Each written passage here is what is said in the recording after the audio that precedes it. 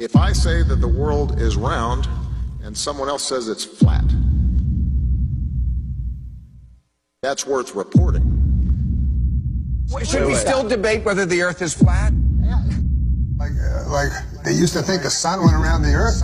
Everybody say that scientist. Well, he's so smart. Until other science refuted it. Right, but back then, like everybody at that time thought that guy was smart. Why at this time do we think that the Earth goes around the sun? There's an overwhelming science that the Earth was flat, and there was an overwhelming science that you'll learn over time. We were the center of the world.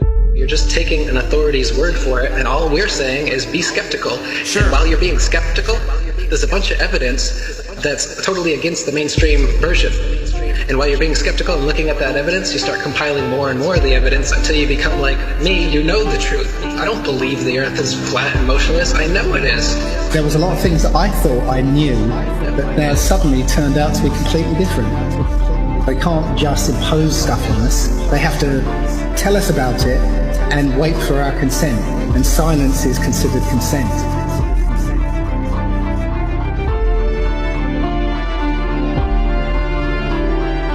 If the sun was 93 million miles away, you wouldn't see that. We see in perspective. That is, the horizon is at our eye level. And as things recede from us, they tend to converge to the center of that horizon line, to a place that's known as the vanishing point. The sun rotates around us and only appears to rise and set because of the way our vision works.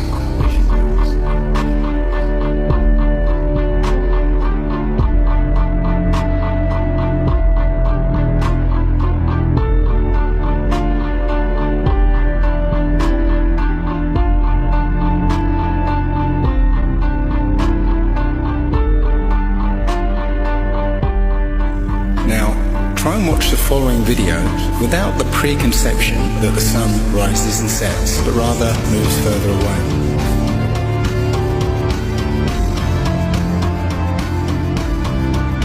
The images of your world with curves or as a ball are CGI. You've seen those images all your life. They're paintings, they're computer-generated images, or a little of both. Anything with a curve and the Earth is a fake. It's a fraud. You have never with your naked eyes ever seen the Earth as a ball from space. You never have. But you just have blind faith that that's what it looks like. If the Earth were actually a big ball, the horizon should sink as you ascend, not rise to your eye level, and it would dip at each end of your periphery, not remain flat all around, the horizon rising with the camera level and remaining perfectly flat 360 degrees around. All the ancient cultures from the beginning of time have depicted a flat, kind of enclosed Earth. So we have this flat Earth cosmology all the way up into the 1900s when a big push was made to live on this round spinning ball flying around the sun. They are basically placing us on a speck of dust flying through infinite space where it was made from this accidental Big Bang. And we really don't mean very much, and everything is kind of an accident, and it kind of leads you into this mentality where things are meaningless. It doesn't matter what you do in life, but the more you research, the more you'll find that you can't prove the spinning ball Earth unless you're suffering from cognitive dissonance and you've been programmed your entire life. All scientific experiments show that we're being lied to about what mainstream science is saying about the Earth. If a pilot is flying around the curve of the Earth, then he should be dipping the nose down every 5 minutes. He should be dipping the nose down to stay around the curve. That's absolute proof that a plane flies over a flat surface rather than a curved one.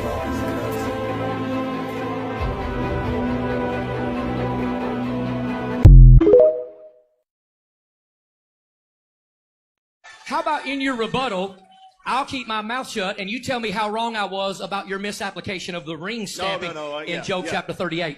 First of all, hello, is it sunrise or not? Not at all. I don't agree with you. Turn his mic off. Get out. Wow. You're a Bible denier. You're a Bible denier. You're a Bible denier. Wow. That is ridiculous. Bible denier. I want to just bring out one point about this debate, and that's it. I'm not here to convince you about the shape of the earth or anything like that. I just want to bring out one point for you to consider. If you believe that the earth is a spinning ball or a globe or whatever, the heliocentric model, if you believe that, from this debate, I want you to just recognize one thing, and that is you should at least understand why people become flat earthers. One reason they become flat earthers is because they watch debates and they recognize that one side is clearly prepared and knowledgeable and the other side is not. And that actually is really convincing. If you're not an expert in biology or astrology or geology or cosmology or whatever, if you're not an expert, if that's not your lane, one thing you can do is look at two experts and figure out which one is more prepared and which one is right. And every one of these debates that I've seen between flat earth and globe, what I've been surprised to find out is the flat earth folks know their stuff. They know the globe earth arguments better than the globers. And then they have counter arguments that go unattested. And again, I'm not saying that means the earth is flat. What I'm saying is they're winning the debates in a landslide. And it's not surprising that many people are starting to become flat earthers. And so if you know the earth is a globe and you really think it's important that people know this as well, and you are passionate about spreading the truth of your model or whatever, prepare for debates. Like be ready, know their arguments. It'll do a lot better than just ad hominem or straw man, because anybody that can look at two sides and see who clearly won without being emotionally involved in one side, I'm telling you, that's why you're losing people. Is because a perfect example, Pastor Greg, clearly not prepared, didn't know really anything about the topic. Pastor Dean, clearly prepared, thousands of hours invested. And so, you might make fun of flat earthers, but why would you continue to go to the camp that is unprepared and doesn't know their stuff? It seems silly, right? And so again, watch the debate. If you haven't watched it, it's probably a waste of your time. But you can watch Pastor Dean's presentation if you want to find out why people believe the earth is flat. That would help you at least. And then if you want to watch Pastor Greg's response, I can't really even recommend it. It's pretty embarrassing, to be honest. He has at least one good point out of his presentation, and that is flat earth should not be the main thing in someone's life. So if you're a Christian, if you're a minister, it shouldn't be the number one thing of your ministry. The salvation of souls through the preaching of the gospel, the discipleship of people through the ministry of the word, loving your community. These things are such a higher priority than like figuring out the shape of the earth. Now, I will say this, it is important to understand who you can trust in terms of authority.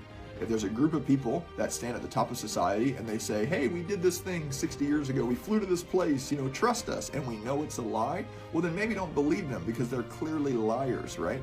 So there is a point to be made that you should be able to identify proper legitimate authority, and simultaneously you should be able to identify the deceivers, and don't listen to the deceivers. If they roll out another thing, don't listen to them because they're liars. And so there is a value in understanding who you can trust and who you can't. But beyond that, should you spend the rest of your life learning about these conspiracy theories and stuff? Probably not. Just have enough discernment to be able to navigate who you can trust and who you can't. Be filled with the Spirit of God. And then, of course, partner with Jesus, be a co-laborer with God to see the kingdom constructed, to see the gospel preached, to see the world transformed by the love of Christ. God bless you.